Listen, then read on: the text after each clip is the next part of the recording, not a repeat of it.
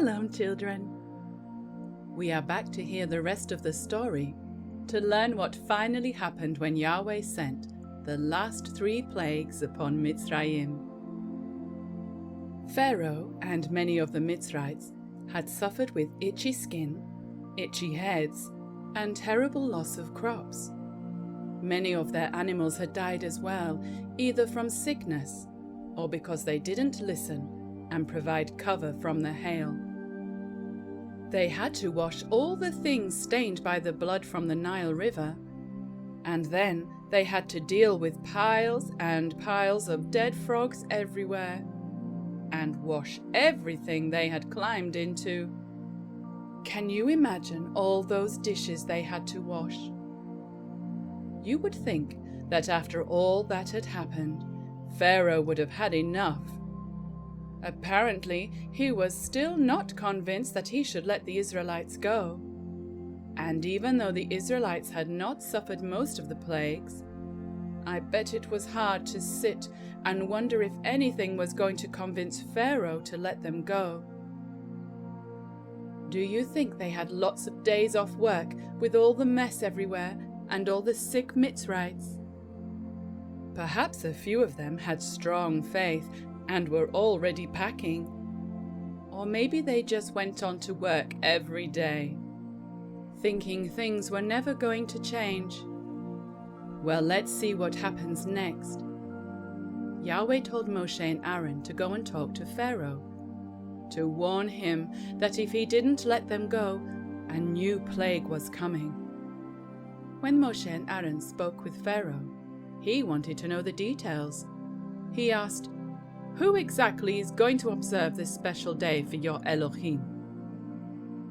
Moshe answered, "Well, my brother Aaron and I will go. Then we have our sisters and parents. Oh, and of course there's all our cousins and their families. And we need the animals too."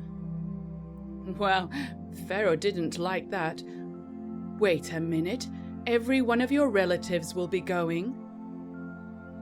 "No way am I letting everyone go. You can go worship if that's what you want to, but no one else is going anywhere." So Moshe stretched out his arm and pointed his rod, and Yahweh sent an east wind that blew all day and all night. I wonder if the Mitzrites were scared, wondering why the wind was blowing so hard. Next morning, the wind had brought locusts to eat up everything that had not burned up from the hail. There were so many locusts that you couldn't see one spot of land anywhere. They ate the fruit on the trees and everything that was still green. They came into the houses and were hopping everywhere. Well, it didn't take long for Pharaoh to call Moshe back and beg him to take the locusts away. He told them he was sorry that he had sinned. So Moshe prayed to Yahweh, and a west wind blew all the locusts away into the Sea of Reeds. But even after all that, Pharaoh still didn't let the Israelites go. Well, this time there was no waiting around for a bargain.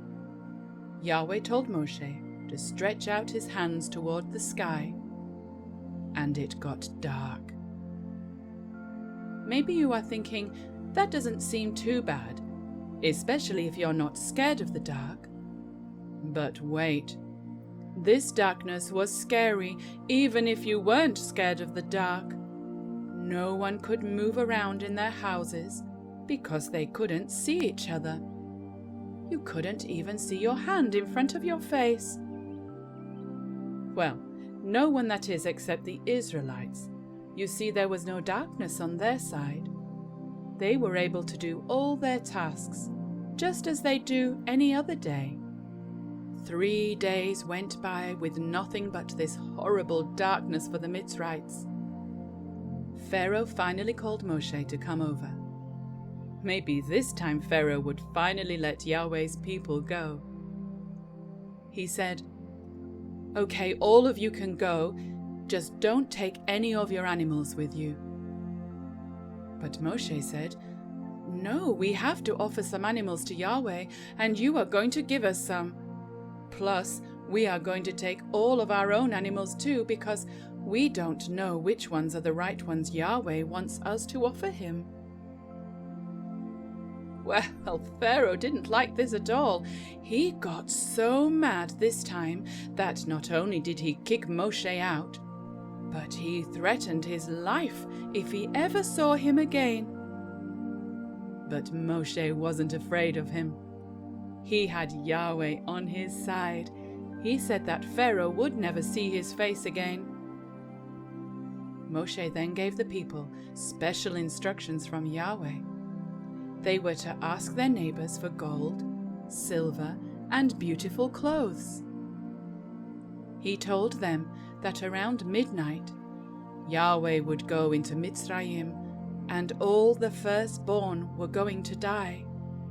Pharaoh's firstborn, his servants' firstborn, even the animals' firstborn would never wake up again. Oh dear, this is really sad. In fact, it was so heartbreaking that all through Mitzrayim, all they were going to hear was crying. But he encouraged the Israelites to have no fear, because Yahweh would not touch even one Israelite. They would be well protected, and all their animals would be safe. He told Pharaoh that after this, all his servants would beg Pharaoh to let the Israelites go. And then, Moshe said, "I am going to go." Moshe was very upset with Pharaoh and walked out. Yahweh gave Moshe instructions for the people because he knew that even with this last threat, Pharaoh would refuse to let the Israelites go.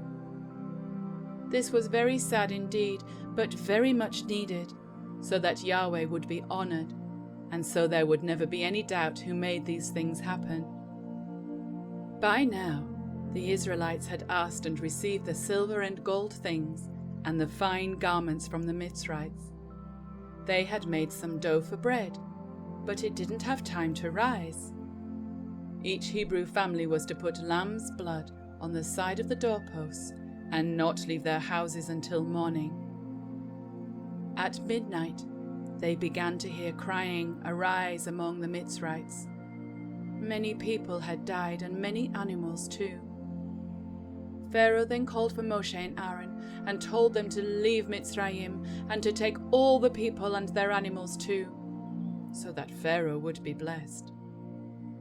And all the Israelites gathered everything quickly and left Mitzrayim. Do you remember there were only 70 people when they arrived, back when Jacob came to live there? Over 600,000 people left. Wow, the Israelites had really grown in numbers. Yahweh certainly provided for his children, didn't he? But he hasn't finished yet. Next week, we will learn more about the Israelites' journey and how Yahweh continued to take care of them. Well, children, we have come to the end of our story for today. So we will see you next time for another exciting Torah portion. Shalom.